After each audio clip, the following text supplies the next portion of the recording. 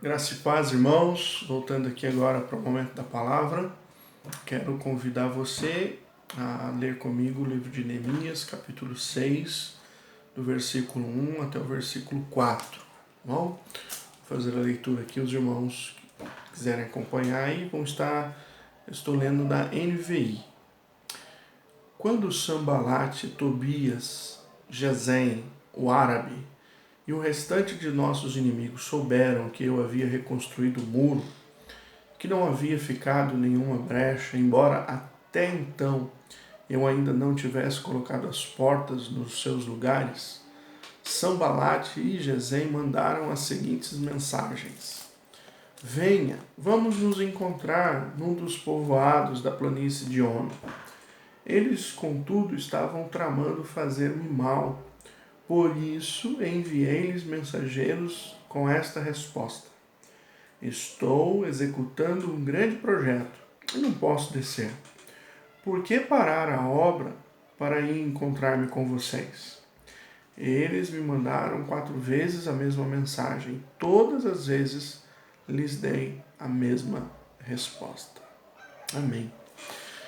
Quero voltar aí a meditar com vocês no livro de Neemias, livro que nós estávamos estudando aí na igreja todos os domingos à noite, né, através de mensagens. Já disse aqui para vocês, né, que o propósito desse livro é Deus levantando um líder, Neemias, para voltar a Israel, voltar a Jerusalém, para a reconstrução do povo de Deus. Embora muitas pessoas entendam que Neemias vai ali para reconstruir o muro, nós sabemos que o muro, na verdade, é simplesmente um meio que Deus estava fazendo para que o seu povo fosse reconstruído. Deus não se preocupa em reconstruir coisas, Deus se preocupa em reconstruir pessoas. Então, Neemias é um livro escrito para que nós pudéssemos olhar hoje e entender que Deus, por meio da sua graça e misericórdia, está construindo ali, ou reconstruindo, renovando a aliança com o seu povo.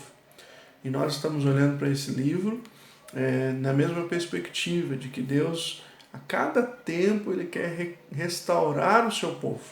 E nós, a Igreja Cristã Evangélica de Santana, estamos nessa perspectiva de olhar para esse livro e dizer: Deus, de alguma maneira, quer reconstruir a nossa igreja, quer reconstruir a nossa comunidade de fé, e reconstruindo assim cada uma das nossas vidas, quer reconstruir a sua história, a sua vida com Ele, né?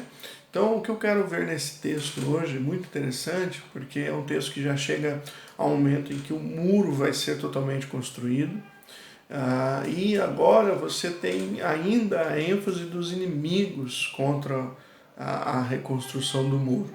Nós já vimos isso em capítulos anteriores, que quando a gente quer fazer um propósito de Deus, certamente as oposições virão, sejam oposições externas ou oposições internas, elas sempre estarão presentes para nos fazer desistir dos propósitos que Deus tem para nós. Então hoje, meditando nesse texto, eu queria fazer uma pergunta para você. Por um acaso você tem algum alvo na sua vida? Você tem um sonho a ser alcançado? Você já descobriu qual é o propósito que você tem diante do reino de Deus, diante da sua fé, da sua comunidade? Eu queria que você parasse um pouquinho agora e fizesse uma reflexão na seguinte pergunta: qual é o propósito de Deus para a minha vida? O que Deus quer comigo no seu reino? Porque, irmãos, eu já falei isso algumas vezes, eu vou retornar a dizer, nós não estamos aqui só para ficar de passagem, sentir as coisas boas desse mundo, vivê-las e fazer as coisas que bem se dão na nossa cabeça, viver de acordo com os nossos propósitos. Essa não é com certeza a vontade de Deus. A vontade de Deus para nós é que eu e você possamos interagir neste mundo para a glória dele. Então, eu preciso olhar para um aspecto dessa palavra hoje, que é Neemias, e pensar: qual é o propósito que Deus tem para mim nessa reconstrução? Deus quer reconstruir a nossa comunidade de fé Aonde eu me coloco nesse momento? Qual é a minha posição diante disso? Por que eu perguntei se você tem objetivo? Porque o texto vai falar muito claro sobre isso. Neemias, ele tinha um propósito, ele tinha um objetivo. Ele voltou a Jerusalém, ele queria reconstruir esse muro. E para reconstruir esse muro, ele pensou em todas as coisas que ele faria. Ele pensou nas pessoas que ele teria que ter ao seu lado para ajudar. Ele desenvolveu todo o projeto. Ele teve que arcar do seu próprio bolso com muitas coisas que precisavam para esse projeto chegar a ser concluído. Mas em nenhum momento Neemias ele desistiu de fazer isso. Ele sabia que Deus tinha dado a ele uma tarefa e ele queria realmente cumprir a tarefa de Deus. O que eu queria que você pensasse é que Deus também te deu uma tarefa. Deus dá uma tarefa a cada um de nós, seus filhos. Nós temos a tarefa de glorificar ao seu nome. O nome de Deus precisa ser glorificado através da nossa vida. Então, você tem potencial, você tem dom, você tem capacitação de Deus para que você seja uma bênção no reino de Deus, para que você faça diferença para a glória de Deus. E aqui eu vou olhar para o texto e pensar o seguinte: os inimigos querem fazer com que você pare, com que você olhe para um outro lado, para que você perca os seus objetivos. Então, o que poderia tirar você do seu objetivo de viver para a glória de Deus? Neemias aqui, ele teve os seus inimigos, né? O texto diz aqui que Sambalat, Tobias e Gesem, eles se reuniram e falaram: nossa, o muro está pronto, nós precisamos fazer alguma coisa para parar isso, para que o povo seja enfraquecido. E então eles mandam uma carta para Neemias dizendo: olha, desce, vem aqui ao Vale de Ono, vamos conversar, vamos ter uma reunião aqui. Lembrando, né, que eles eram líderes de comunidade, eles estavam usando essa influência deles para tentar parar o desenvolvimento do plano de Deus em reconstruir Jerusalém. Então, o que eu queria pensar com você é que você certamente vai ter pessoas, situações, problemas que vão querer tirar você do propósito de Deus. Deus tem um propósito para a sua vida. E esse propósito Deus quer que ele seja cumprido. E os inimigos certamente querem que ele não seja cumprido. Então, como é que você está encarando essa situação de ser alguém que tem um propósito? Como é que você vê isso no seu coração? Você tem procurado desempenhar o seu papel para a glória de Deus? Você tem procurado viver para a glória de Deus? Você já se perguntou o que é que pode te tirar do propósito de Deus para a sua vida? Eu pensei aqui talvez em que a gente pode olhar para algumas coisas, né? Por exemplo, tem gente que usa a questão do trabalho, né? E ele se envolve tanto nesse mundo, nas coisas desse mundo, na sua vida de trabalho, carreira, e isso acaba atrapalhando a sua vida com Deus. Ele não tem tempo mais para fazer as coisas para o reino de Deus. Ele não tem interesse em fazer as coisas para o reino de Deus. Então, é sim uma grande possibilidade de seu inimigo, embora não pareça, ser algo que te beneficie. O seu emprego, ele te beneficia, mas ao mesmo tempo ele pode também trazer um problema que é fazer com que você perca a perspectiva do reino de Deus. O que eu devo fazer para a glória de Deus? Deus me deixou aqui neste mundo para glorificá-lo, para exaltá-lo, para bendizer o seu nome, para que ele seja visto no meio da comunidade de fé onde eu participo.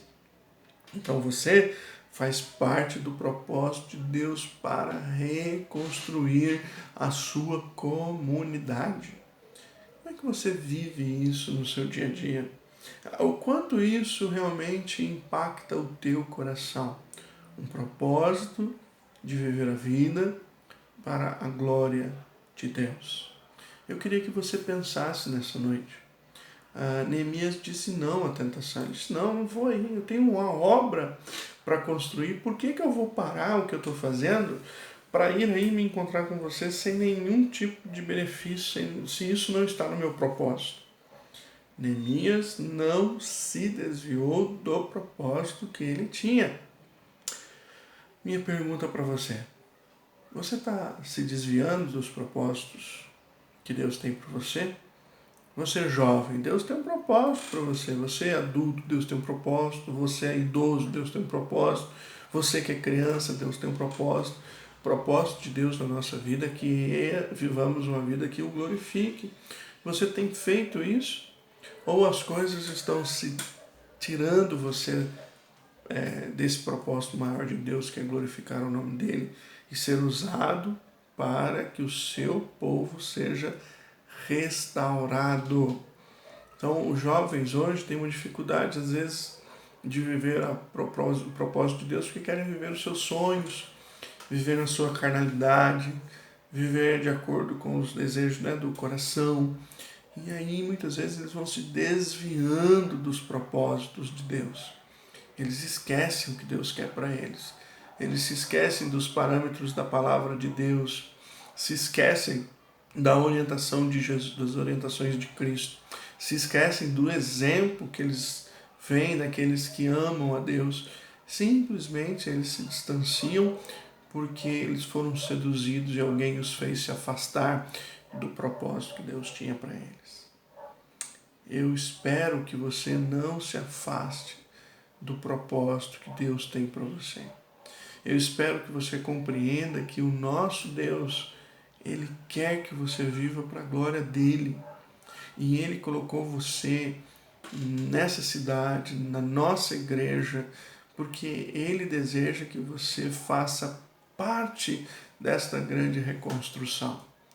Quando alguma coisa vier para levar você, distanciar você desse propósito, que você tenha a mesma ousadia que teve Neemias de dizer: eu não vou trilhar o caminho que você está me propondo, porque o caminho que Deus propôs para mim é esse que eu estou olhando, é este que eu quero seguir todos os dias da minha vida.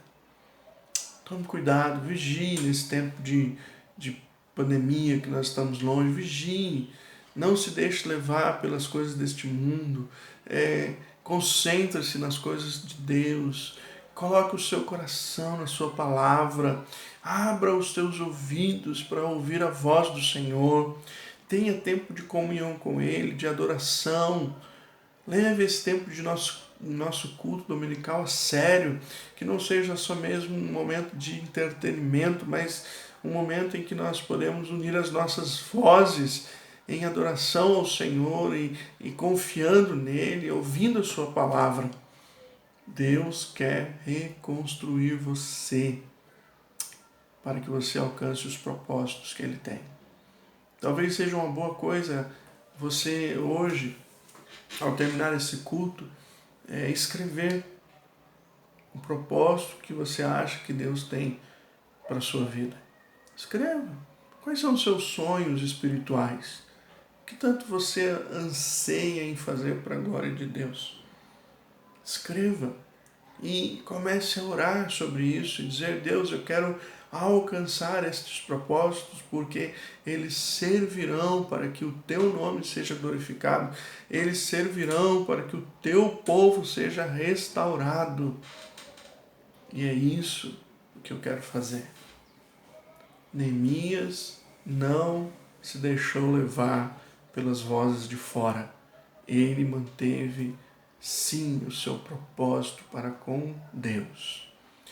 Você hoje quer manter a sua vida em Deus, o seu propósito para com Deus? Confie nele. Estude a sua palavra. Ore mais. Se empenhe em ouvir o que Deus tem para você. Quero orar nessa noite, terminando essa meditação.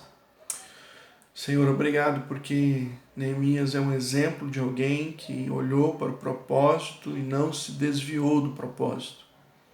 Eu rogo ao Senhor que me ajude os meus irmãos a olharmos para o propósito que o Senhor tem para nós e não nos desviemos deste propósito, para que no fim o teu nome seja glorificado em mim e através de mim. Faz isso com as nossas vidas. Faz isso com cada um dos meus irmãos que ouvirem esta mensagem e pensarem nela. Desafia o nosso coração, Senhor, nesta noite, a cumprirmos este propósito para a Tua glória e para o Teu louvor. É a minha oração, em nome de Jesus. Que Deus te abençoe, meu irmão, em nome de Jesus, e que você cumpra os propósitos que Deus tem para a sua vida, porque eles vão glorificar o nome do Senhor. Em nome de Jesus. Um grande abraço. Deus te abençoe. Até a próxima.